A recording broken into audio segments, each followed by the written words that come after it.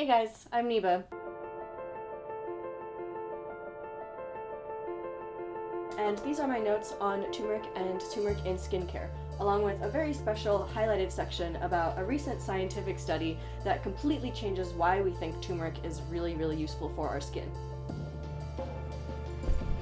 Oh, hang on, I forgot something. Is that centered?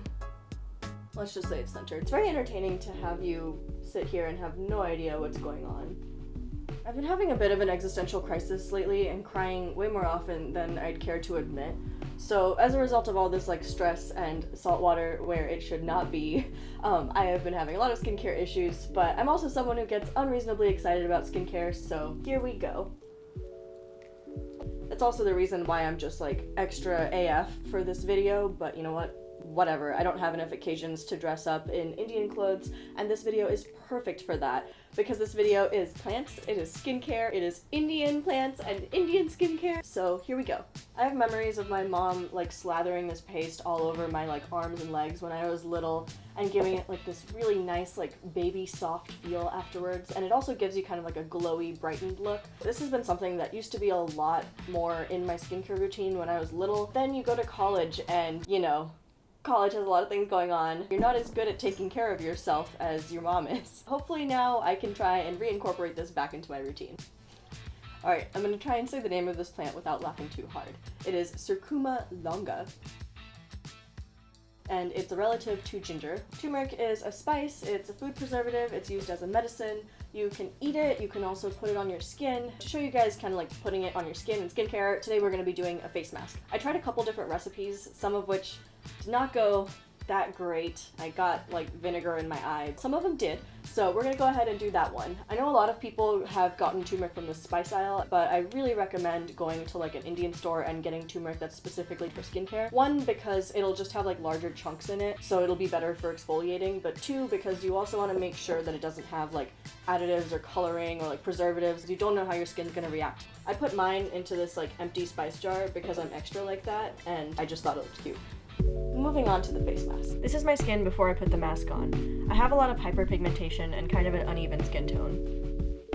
Turmeric is an antioxidant, it's anti-inflammatory, it's antimicrobial, it can help with redness, itchiness, pimples, dark circles, hyperpigmentation, skin exfoliation. It gives you a nice, soft, glowy type skin. What's super magical about turmeric though is that it can help protect your skin from sun and fight free radicals. That means that turmeric directly protects you from the number one thing that's hurting your skin every day. Before you do your face mask, just like with any other type of skincare thing, you want to make sure to clean your face so there's not dirt and grime. You want to use about a tablespoon of honey, half a tablespoon of yogurt, and then just basically keep adding turmeric powder until it becomes more of a paste rather than a liquid. Turmeric is composed of a bunch of different things, and the things that are really important for all of those benefits aren't really soluble in water, so I really recommend making face masks not in water and instead using things like honey or yogurt so that more of these active ingredients are bioavailable, meaning that they're able to have an effect. You can see more information in the description below. If you've ever used a turmeric mask in the past, or you're going to try this one out, leave a comment below with what your experience is like. You don't want it to be leaky so it just drips all over your face like it did over here. And this recipe that I tried had a lot more liquid type things, so it just dripped into my eyeballs and mildly burned. So don't do that, kids. You can apply it with your fingers or a brush, but I suggest applying it with a brush so that your fingertips don't get all gross and yellow. You also want to be super careful because turmeric can stain everything, so make sure that you're wearing something that you don't mind gets kind of dirty.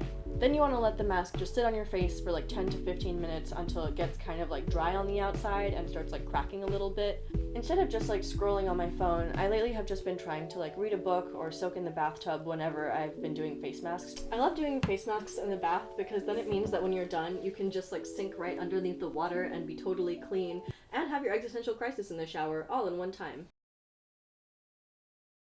I suggest using warm water instead of a washcloth to wash it off because it will stain your washcloth. So speaking of staining, don't freak out if your skin has a bit of a yellow hue afterwards. This will be more noticeable in people who don't have as much melanin. If you're worried about this mild yellow tinge, you can just use a cleansing oil or something like that and it'll come right off. After I used the mask, my skin seemed a lot softer from all the exfoliation, and it also seemed to have kind of more of a glowy, brighter look. Turmeric is a powerhouse. Apart from skincare, turmeric can also be used to treat wounds and blistering skin diseases and acne and infection. You can even eat it to help with things like the common cold and liver problems and urinary tract problems and digestive issues. Normally I don't really recommend like eating your skincare, but in this case you totally can. I know that like turmeric lattes are getting kind of popular right now, even though they've been popular in India for so long. That's also a great way of eating your turmeric for the benefits. Okay, now for the part that I'm really excited about because it's plants and science and skincare and relevant, so here we go. So basically, turmeric is made up of a bunch of different things, one of which is curcuminoids. And for a really long time, people thought that the curcuminoids were what was giving the turmeric all these like beneficial properties. And not to like throw any shade or anything here, but I've been seeing like these videos pop up with like beauty gurus or like beauty gurus who claim to be chemists, and they're like, oh yes, 100% curcumin is the reason that turmeric is so helpful, and like the study was published 2 years ago, so please do your research, guys. Curcumin is not the reason that turmeric is really helpful, even though turmeric still is really helpful. Because of the way that curcumin acts as a chemical, it generates a lot of false positives, meaning that it just gives you like false test results. It belongs to like this weird class of molecules known as pains, which is excellently named because they basically all give like these false test results. So when they were like going through all these tests for like antimicrobial, anti-inflammatory, curcumin would be like, oh yeah, I'm totally those things, even though it's not. But there's been like 120 clinical trials using curcumin, and not in a single proper study were any of these things properly validated. You can see more information in the links in the description below. Because of all this hype about curcumin that really should not have been hyped up to begin with, they basically thought that it could help cure like Alzheimer's and cancer and help with like baldness and erectile dysfunction. Can you just picture like some dude like desperately snorting lines of turmeric before going into the bedroom because he thought that was a legit thing?